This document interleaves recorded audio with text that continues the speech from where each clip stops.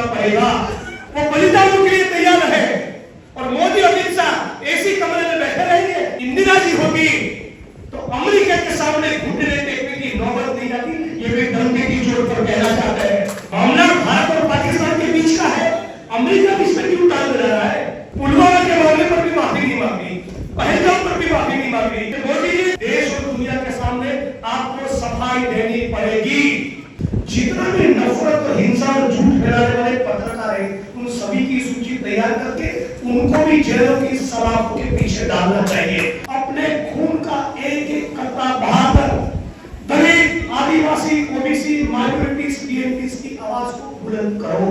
दलित, आदिवासी, OBC को जमीनों का आवंटन हो, सरकारी नौकरियां मिले, टेंडर पर ठेके मिले। बिहार गौतम बुद्ध की धरती है।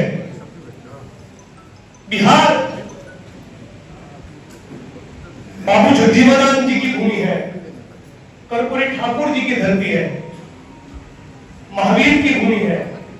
तो सबसे पहले मैं इस भूमि को प्रणाम करता हूं, इसमें भूमि को वंदन करता हूं। आज हमारे देश में पिछले कुछ दिनों से जो हालात बने हुए हैं, दो शब्द उसके ऊपर भी कहना चाहूंगा। एक बात बहुत ही साफ है कि देश और दुनिया के किसी भी कोने में आतंकवाद हो, जातिवाद हो और किसी भी कट्टर सोच के कारण मानवता विरोधी कृत्य को कोई भी अंजाम दे, तो हर कीमत पर उन लोगों को सबक सिखाना ही चाहिए। आज हमारे सेना के जवान जिस हौसले के साथ डटकर सीमा पर खड़े हैं और आपकी हमारी सभी की इस मुल्क की सुरक्षा का काम करते हैं, उन जवानों को, उनके मां बाप को, परिवार को भी कांग्रेस पार्टी की ओर से, इस मंच की ओर से मैं सैल्यूट करता हूं, सलाम करता हूं, उनको वंदन करता हूं। मैं श्रद्धांजलि अर्पित करता हूं पहलगाम में जिन जिन लोगों ने अपने स्वजन खोए, अपने परिजन खोए। मैं श्रद्धांजलि अर्पित करता हूं उनको भी जिन मासूम बच्चों ने मुंह में, पूंछ पे, भारत के दूसरे कोने में, जम्मू कश्मीर में भी जिन लोगों की शहादतें हुई, उनके परिवार को भी मैं अपनी श्रद्धांजलि अर्पित करता हूं। लेकिन सवाल आज ये भी होता है कि मोदी जी के रहते हुए, अमित शाह और मोदी जी के रहते हुए ये पुलवामा का हमला हुआ कैसे? मोदी और अमित शाह के रहते हुए पहलगाम की घटना हुई क्यों? क्यों वहां पर सुरक्षा के पुख्ता इंतजाम नहीं थे? हमारे गुप्तचर विभाग ने, इंटेलिजेंस डिपार्टमेंट ने पहलगाम में भी सूचना दी थी और पुलवामा में भी सूचना दी थी। तो मोदी और अमित शाह की जोड़ी कर क्या रही थी? आज पूरे बिहार को, पूरे गुजरात को, पूरे हिंदुस्तान को, पूरे भारत को इस बात का सवाल मोदी और अमित शाह से पूछना पड़ेगा। जवान सिरा तान कर मातृभूमि के लिए खड़े रहे, वो बलिदानों के लिए तैयार है और मोदी अमित शाह एसी कमरे में बैठे रहेंगे। ये किस प्रकार से चलेगा? हम लोगों को सवाल भी पूछना है। जो शिमला करार हुआ था, इंदिरा जी होगी तो अमेरिका के सामने घुटने टेकने की नौबत नहीं आती। ये वे डंके की चोट पर कहना चाहते हैं। पाकिस्तान को करारा जवाब देंगे। अरे न्यूज चैनल के सामने बड़े बड़े टीके मोदी जी गुजरात के सीएम थे, तब भी मार रहे थे, आज भी मार रहे हैं और अमेरिका के सामने घुटने टेक दिए। मामला तो हिंदुस्तान और पाकिस्तान के बीच का था, मामला भारत और पाकिस्तान के बीच का है। अमेरिका बीच में क्यों टाल रहा है? हमारी भी कुछ स्वायत्ता है, हमारी भी कुछ स्वतंत्रता है, शिमला करार हुआ है, लेकिन फिर भी अमेरिका ट्वीट कर रहा है और मोदी कहां जाए? सर्वदलीय बैठक में क्यों नहीं आ रहा? पुलवामा के मामले पर भी माफी नहीं मांगी, पहलगाम पर भी माफी नहीं मांगी, इस बात की भी सफाई नहीं दे रही कितने लोग मरे क्यों? और इसलिए आज सम्माननीय राहुल जी ने कांग्रेस पार्टी ने पत्र लिखा है और कहा है कि पार्लियामेंट का स्पेशल सेशन बुलाइए। हम बिहार की धरती पर से भी, इस मंच पर से भी मांग करते हैं कि मोदी जी पार्लियामेंट का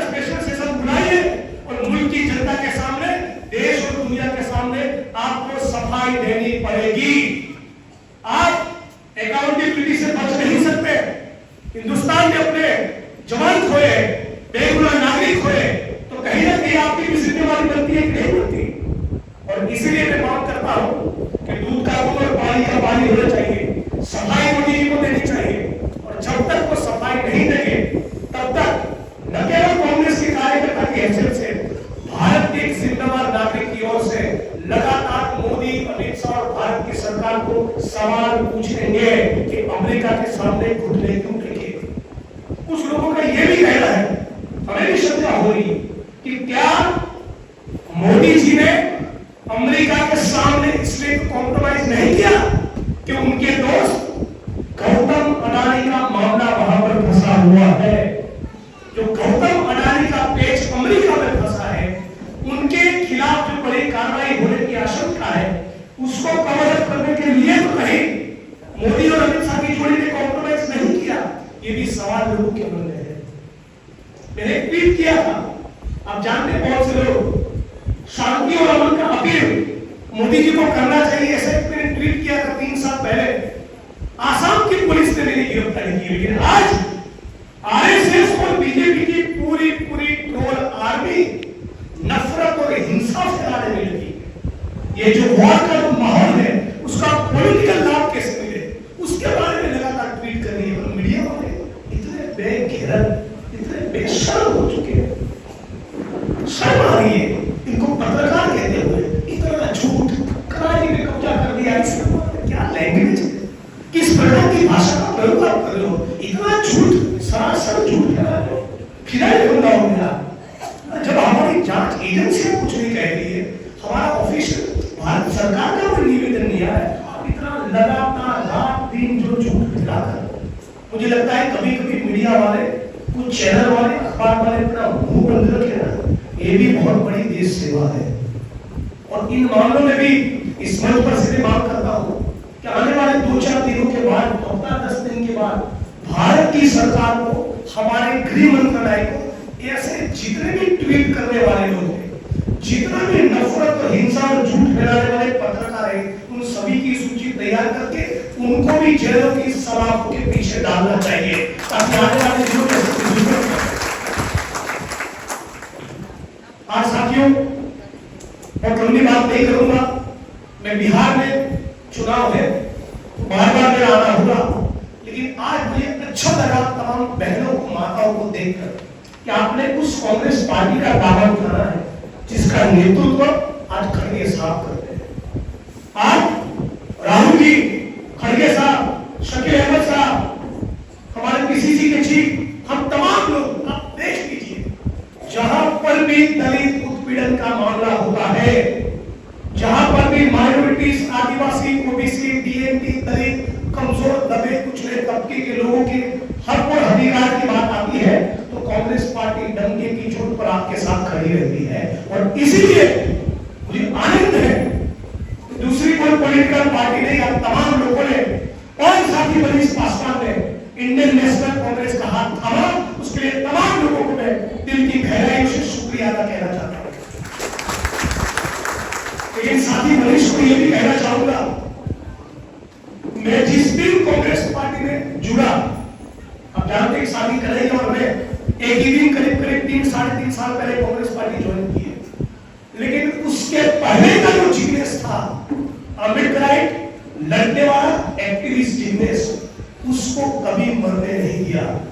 उनको भी ये करना है जो लड़ाई सड़क पे पिछले 8-10 साल से तुम दलित आंदोलन के तौर पे करते आ रहे हो, कांग्रेस के साथ कांग्रेस के बैनर के तले, वो लड़ाई तुमको भी लड़नी पड़ेगी।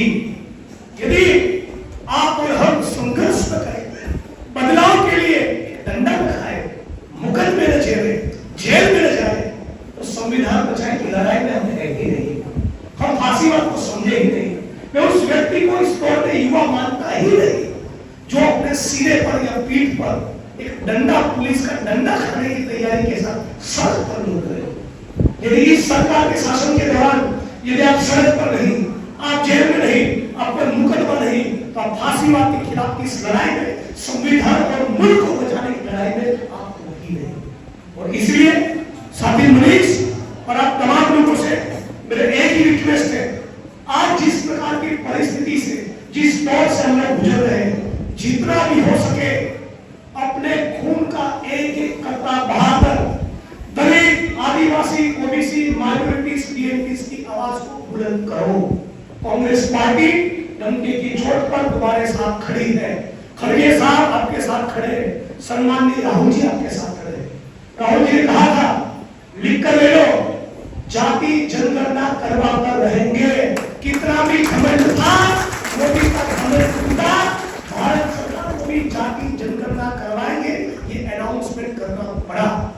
मैं अपनी वाणी को विराम देने से पहले आप तमाम लोगों को केवल एक बात कहना चाहता हूं, विशेष तौर पे पीएनपी, मुस्लिम, आदिवासी, ओबीसी और दलित समाज के बहुजन साथियों को कहना चाहता हूं, जाति जनगणना के बाद आपको हर कीमत पर सरकार पर दबाव बनाना है कि दलित, आदिवासी, ओबीसी को जमीनों का आवंटन हो, दलित, आदिवासी, ओबीसी को सरकारी नौकरियां मिले, दलित, आदिवासी, ओबीसी को टेंडर पर ठेके मिले, केक के ऊपर वो लाल रंग की चेरी, हिंदुस्तान का 85% दलित, आदिवासी, ओबीसी खा रहा है और 15% लोग पूरा केक खा रहे हैं।